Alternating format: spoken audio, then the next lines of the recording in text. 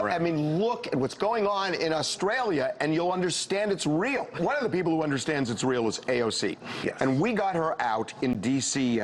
late yesterday and asked her about it, and I wasn't really expecting that she would get this personal about it. I'm going to live in a world that is fundamentally altered by climate change.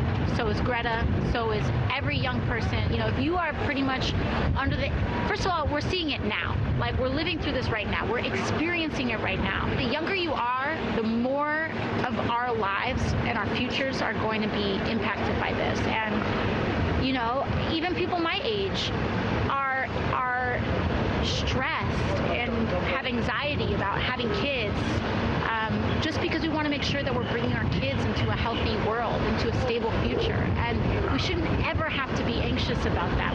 We need to be advocating for a safe future for all of us. I never really thought of it the way she put it, but that really moved me when she said that. Freshman New York Congresswoman Alexandria Ocasio-Cortez tonight, AOC, reportedly irked Democratic Party bosses by refusing to pay party dues and bankrolling the furthest left candidates that she can find, even against her own colleagues. Now, the animal rights group PETA has put her even further in trouble, if you will. Now, I actually support the Congresswoman on this issue. She adopted what was a purebred French bulldog instead of setting the example by adopting a rescue pup. Okay, I'm taking the side of AOC. Come on. Pick your own dog. We don't need the government or PETA telling us what dog to pick. Well, but look, even this choice of the dog, she's using it for publicity. So all of her actions are meant to signal who she is and what matters to her and how she behaves and why you should like her. This is for publicity. It's like Joan Crawford adopting a kid for publicity. I mean, so when every action you take is about you, then I think it can be criticized. I'm a dog lover. I think they're fabulous. Clearly, though, if you're at all progressive or just a living, breathing human being, you know of the problems when it comes to overpopulation. You know there's all kinds of dogs in shelters, including some purebreds, by the way. And I think that that's important. So I think it's fair to criticize her because it's like when she's not giving money. She liked that dog. If you like that dog, pick the dog you like. Come on. Yeah. Yeah, I agree with you, Sean. The only thing is the dog's French, so it's not going to protect her. It's going to roll over the minute she's ever attacked. So she has to be careful about that. It's not really Why a can't strong you get in dog. trouble on your own show? Why do you save it for my show? Why do you I'll go get in on your trouble show and get again. as much trouble? What's that? I'll do it again, and here's this. I'm going to make a prediction. She's got a boyfriend. They've moved in together, her AOC and her boyfriend. They've now gotten a dog together. AOC will now be married within a year. Before you do this, I don't want to hear your prediction. I don't want to hear it. I don't care That's my about prediction. her. She'll be engaged, and then you know what happens after that. Marriage, and then you're going to... I'm not even going to say it. I'm just going to predict the marriage. What is wrong with you? Tammy? I'm not sure if you saw this comment from Alexandria Ocasio-Cortez. She was profiled in New York Magazine, and when asked about how she would handle working with a potential Joe Biden White House, she said, quote, "Oh, God, in any other country, Joe Biden and I would not be in the same party, but in America, we are." Well, as you might imagine, it created quite the uproar, but we don't really know what she meant and how people interpreted it since the article came out yesterday. She tweeted a lot about this, trying to clarify. Here's one of them, quote, "In our current primary field, some people treat healthcare as a right and others don't. Doesn't make you enemies, it makes you different. Abroad, being in different parties doesn't mean you dislike each other. It means you acknowledge your differences and come together in a coalition."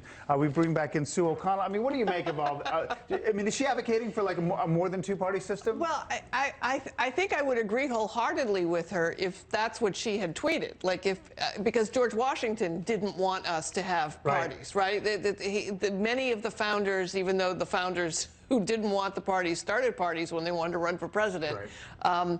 You know, we would be a much better society if we either had more parties instead of just the two dominant ones, or we had no parties. So I think if that's where she had been coming from, you know, that it would be great if we could have a more fair system where more people's voices could be heard and more people could choose among a variety of flavors if they want for President or. But that's not really what she did, right? So she was saying basically we're so ideologically separate. Right. Why are we in the same party? Right.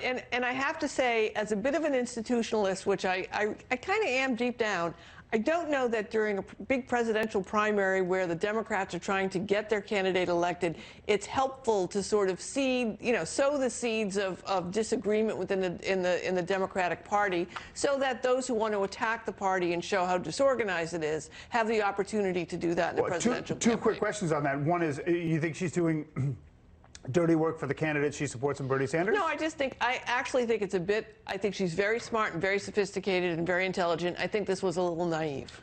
And then my other question was, I think about it, you think about like Israel and some other countries that have broader coalitions. If we had more than two parties, do you think the system would work better? Yes, I absolutely think that we would do better if we had 4 or 5. Remember, Bernie Sanders isn't even in her party. Right. Bernie Sanders is a socialist, right. Okay? So what we're talking about here is, in order for us to follow this form that has been set up for us, people have to say they're one thing and then be in another thing. So. When Alexandria Ocasio-Cortez was a long-shot congressional candidate in the Bronx, she was very excited to take on a long-standing incumbent. Here's what she told WNYC at the time. You just look around at this district and it's so diverse. How is it that just like 5 Irish dudes handed this seat to each other for the last 50 years? How is that even?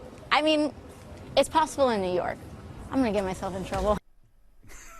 Nothing's changed. Now she's infuriating party leaders by refusing to contribute to the party's congressional campaign war chest because she's deemed many of her colleagues insufficiently socialist. One Democrat aide reacted to this by calling her a, quote, deadbeat. AOC also recently implied that she and Joe Biden don't belong in the same political party. Professor, AOC and Joe, do they belong in the same party?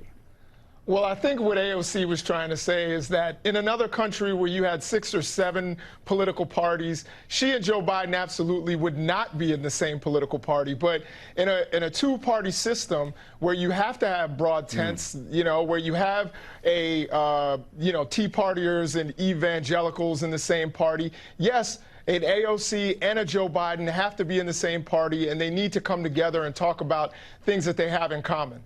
Yeah, but isn't the issue here that, in fact, AOC, you know what party she'd be in if she were in Canada or Europe or wherever. She'd be in a fairly straight-up socialist party. Joe Biden, on the other hand, doesn't seem to actually know what party he's in anymore. He's sort of sliding.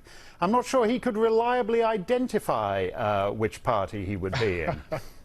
I disagree with that. I think Joe Biden is still sharp enough to know what party he's in. I think he is somebody who's an old school, somewhat blue dog Democrat, and there are some of them that still exist.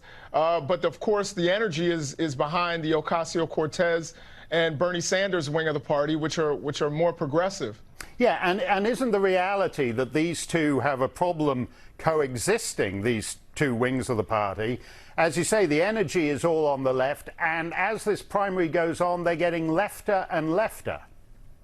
No, I really don't think that this is a problem. You know, I think that it's really important that everybody sticks to their ideological positions. But at the same time, I think that there are things that we all agree upon. We all agree that there is an existential threat from climate change, for example. We all agree that the middle class needs to have their share in this country. So I think that there are things that we all come together on. Just like Republicans, there is a broad spectrum where you have President Trump, and then you have Mike Lee, and then you have Rand Paul, and these people all disagree, but they come together on what it is that they have in common. Well, let's just take that climate change business, because AOC said the world is going to end in 12 years. So she said that last year, so I think we're 11 years now. 2031, the world is going to end. She seems pretty sincere about that. When you look at the guys like Joe Biden, they just seem to be going along. And isn't that why the so-called moderate side has no energy? Because in fact there is no authenticity in that side of it. Well, listen, I will tell you this. I think that radical, important change is never brought about by moderates. If you look at what Dr. King said in his letter from a Birmingham jail, he made it clear that moderates were actually a problem. But at the same time, when you need them, particularly to accomplish certain goals, then you have to convince them, you have to bring them to the table. There are certain people that are willing to have the conversation about things like climate change and racial and ethnic justice and those kinds of things that the other side doesn't want to have the conversation. It's just a total and complete double standard. New York Congresswoman Alexandria Ocasio-Cortez says despite upsetting her party's establishment, she's holding strong. It's pretty nuts. $250,000 for a freshman. I mean, could you imagine being 30 years old and getting a bill for $250,000? The freshman congresswoman refuses to pay dues to the Democratic Congressional Campaign Committee, the DCCC, a standard practice for members of Congress. I still have 20 grand student loan debt, so I'm working on some things here. Moments after this interview with Fox News, AOC tweeted, the DCCC made clear that they will blacklist any organization that helps progressive candidates like me. I can choose not to fund that kind of exclusion. When asked about refusing to pay her dues, Congresswoman Sherry Bustos, chairwoman of the DCCC, told Fox News, that's always up to individual members, so I guess I don't think about it one way or another. We're raising record amounts of money from our members. Instead, the New York Democrat says she's raising thousands of dollars for her own political action committee, called Justice for Democrats, and another PAC, Brand New Congress. She says both take small donations, weeding out high-dollar corporate donations. Brand New Congress is further threatening the status quo by grooming more than 30 candidates to challenge Democratic incumbents in the primaries. 70% of Americans live in a safe blue sea or a safe red sea, which means the only choice that they have realistically is in their primary election. And the idea that we should take democracy away from people is one that I fundamentally disagree with. New York officials were reportedly offering Amazon upwards of $800 million more in incentives than previously known to get that headquarters going. To making money house Charles Payne. Charles, that kind of fuels Alexandria Cortez's argument, right? That they were trying to buy their interest, right? There's a few things that make an AOC look a lot better today. That revelation, also just the fact that these Silicon Valley names, these companies are pouring employees into New York City. I mean, they're opening up, they're buying real estate, they're taking up spaces. They'll have tens of thousands of employees working in New York. And then a new report out, Neil, that suggests that these incentives do not work, that you get a small blip within the industry, but nothing outside the industry, and that maybe these cities and municipalities have been making big mistakes trying to lure big business in with these sort of incentives. Charles, you could also raise the point that the number of jobs generated will justify whatever tax breaks they get. What do you think of that? Well, that's the argument for it, right? And according to the study, what they've noticed is that it's generally an election year official that when you get these incentives in, they get to be pretty high. But essentially what they're saying is that historically they've gone through the work and the National Bureau of Economic Research saying outside of the industry getting a very small spike, maybe 1,000 employees, there's been no benefit. In other words, they're saying that you don't have to do them. AOC and her squad of progressive Democrats crying racism tonight because lawmakers on the other side of the aisle have the audacity to call out the far left's misinformation. Imagine that. Congresswoman Jayapal accusing President Trump of assassinating the Iranian general. And while Republican John Rutherford, he fired back at her, saying, quote, you and your squad of Ayatollah sympathizers are spreading propaganda that divides our nation and strengthens our enemies. So you guessed it. What happened next? Alexandria Ocasio-Cortez says, that's racist. If we cannot disagree on foreign policy without calling each other racist, how the heck are we supposed to keep the American people safe? Why do they always go straight to racism or sexism? Joining me right now is Congress of Racial Equality leader Niger Innis. It's good to see you, Niger. Why do they do that? Why are they always going straight to that? The socialists have prostituted African Americans for a very, very long time, prostituted our history of slavery and segregation, and have now converted a moral term, racism, a moral condemnation that most Americans of all colors, I would say 90% of Americans of all colors, maybe higher than that, see as a serious moral condemnation, and they have prostituted it and turned it into a political weapon, either as a spear or, as in the case of so-called AOC, as a shield.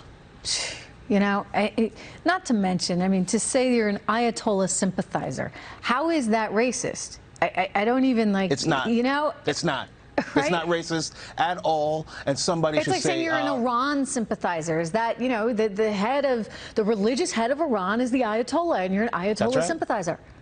And actually, I think that's an accurate condemnation of AOC and the squad, because he did not say you are a Persian sympathizer. He said he did not say Iranian sympathizer. He said Ayatollah sympathizer, which is very accurate, very acute, very specific charge. The fact is, you and I know that most of the Persian people want freedom and liberty. Absolutely. But the Ayatollah is in the way. Yeah. The mullahs are in the way. Okay, I want to continue on this AOC thing, because, you know, she seems to be having like some issues, right, with her fellow Dems for failing. This is great. You're going to love this, Niger. The viewers are going to love this too. For failing to pay her party dues, a whopping $250,000 that she and her campaign is supposed to pay to the Democratic Party. She's refusing to pay her bills on this one. I just think it's kind of funny and rather fitting. A Democrat, that doesn't pay her bills, but I guess this is what happens when your party hitches itself to the wagon of socialism. Your thoughts? That's exactly right. I had a vigorous argument with a reform socialist, but when she was a socialist, we were arguing and going back and forth, and she ended up revealing the MO of most elite socialists. She said, just because I protect the masses doesn't mean I have to live like them. And I was like, whoa, what hypocrisy. And I but she's reformed now.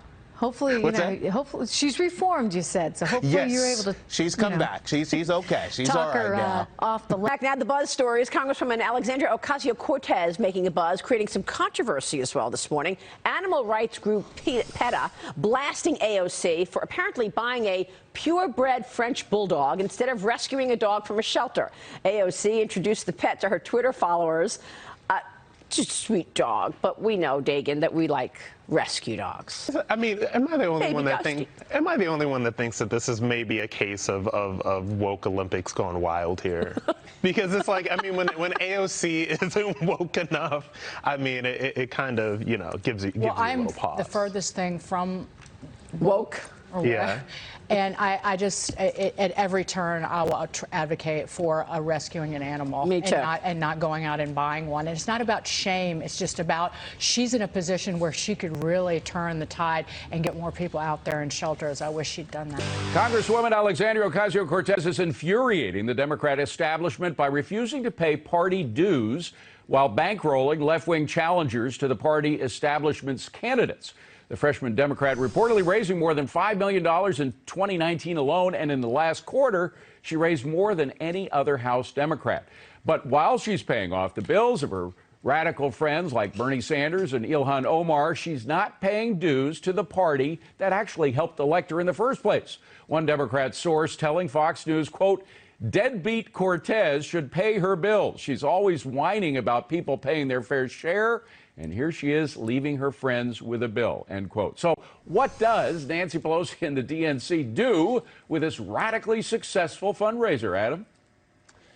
David, you know, she reminds me of a politician when you and I were coming up in the journalism world in the Republican Party named Newt Gingrich, who was this backbencher, weird guy who slept on his couch in his office and said things that pissed everybody off all the time, in particular his Republican colleagues, because he didn't want to toe the line. And the media loved the Newt Gingrich story because he had a lot of interesting ideas. And anyway, we know how that played out. That's my observation for the day about AOC. All right, Gary. Well, I'm going to try to give you an answer. Pelosi better befriend AOC and quickly. Republicans have to be cheering this move because you can see right before our eyes the Democratic Party splintering. Now we have this Sanders AOC wing basically said, look, we're going to go our own way.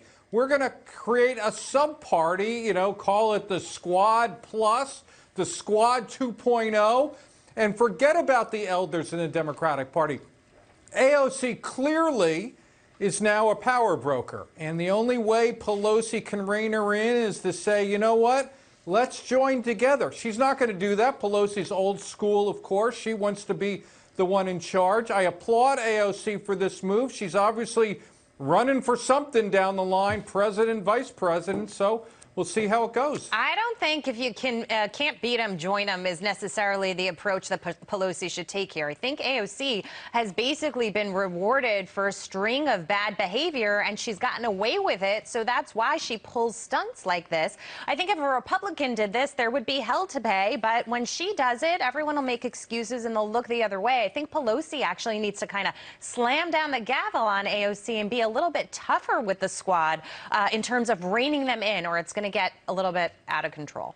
She reminds me of another politician too. His name was Lennon. We know how that turned out. No, actually, I actually think she's a very important force for the party. First of all, raising money is very important. That's why Tom Steyer is doing so well in the polls. Not because he's Mr. Likable. He has a lot of money to spend, and getting people out to vote is a very important quality she has.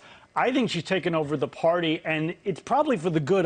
They already lost. I mean, the party fell apart with all these old people, and it lacks stars. She's a star. I don't agree with her politics, but she's their best politician right now. You can't deny that. And she'll get a lot of people to vote for her. She's a future president. But Gary, there's also a wonderful irony here, which is that this is a woman who took DNC money that helped her get elected, took their support, and now she's got all this money that she's collected, $5 million, and she's not sharing the wealth, the phrase that we've heard from her before, right? Well, that's absolutely right, Dave. But of course, there's irony with any one of these. You know, the Bernie Sanders millions that he has. They're very good at spending, as we've talked about in the past, other people's money. When they consider it their money, those socialist views tend to be forgotten. Do you know how many Rolls Royces Lennon had? Several. Yeah, oh yeah, Fidel Castro as well.